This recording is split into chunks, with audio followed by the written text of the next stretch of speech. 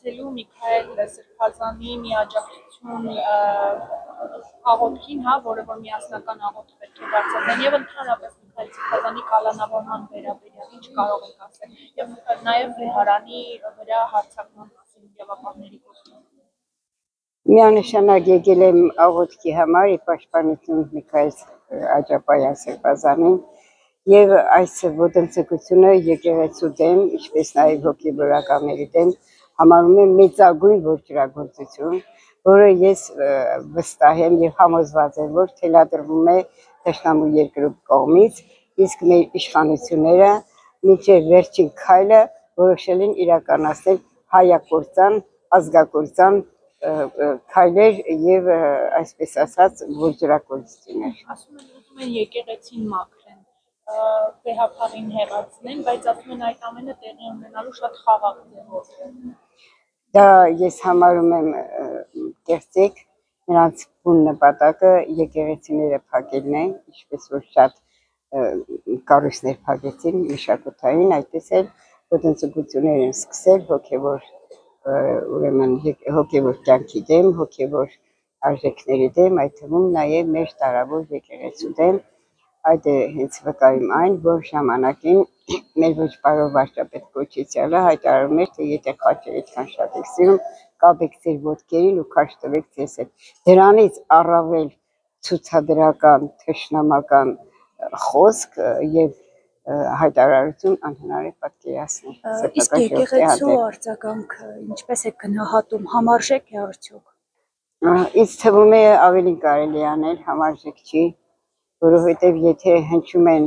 հնչում է Սուրբ Աստվածածնի զանգերը, պետք է միանան նաև բոլոր եկեղեցիների զանգերը, իսկ ես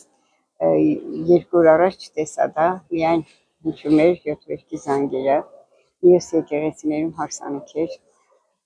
եւ վտանգի պահին միշտ էլ հայոց եկեղեցիների զանգերը ահազանգել են այդ վտանգը եւ հավաքել են ազգին ասում են, ոչ ժողովրդին, որտեղ հիմա ազգը արդեն տանջատվում է ժողովուրդ կոչվածից, մենք ժողովուրդ երբեք չենք եղել, մենք եղել ենք ազգ եւ ազգը դա ազնվազարմ մաքրակենցաղ մաքրայրուն հայն է, մնացյալը մնում են գոյ կամ ժողովուրդ, ովքեր այս պահին չեն սատարում հայոց եկեղեցուն, հայ ազգի պահպանմանը, հայ ազգի գոյատևմանը։ Հոգևորականներն ասում են բախումների չեն տանի ամեն դեպքում, չեն իջնելու Նիկոլ Փաշինյանի աստիճանին։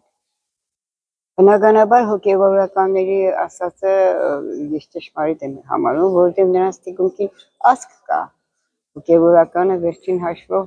ազգի հոգևոր փովիլն է, պահապանն է, իսկ ազգը ինքը պետք է պայքարի ելնի, ինքը պետք է կարողանա հասկանալ, որտեղ պետք է պաշտպանել հոգևորականի կողքին լինել, ինչ է հոգևորականը զենք վերցնի պաշտպանի, ժամանակին վերցրել են, պաշտպանել են, բայց հիմա մենք իրենց կողքին պիտի լինենք, ես տեսա, թե ինչպես էր մեր Սրբազանի կողքին մի հոգևորական հոնքուր արտասում եւ Պերս ոստիկաններով շրջապատված ծաղրում էին, թե էմոցիաների մեջ են ընկել։ Ես այդ արտասուքը, այդ հոգևորականի լացը նմանեցրեցի, երբ 15 թվին մտնում ու հարձակում էին հոգևորականների վրա։ Սա նույն լացն է, սա նույն կոտորածի սկիզբն է, պետք է զգուշանանք եւ պետք է զգուշանանք ոտքի ելնենք, սա է ասելիքս։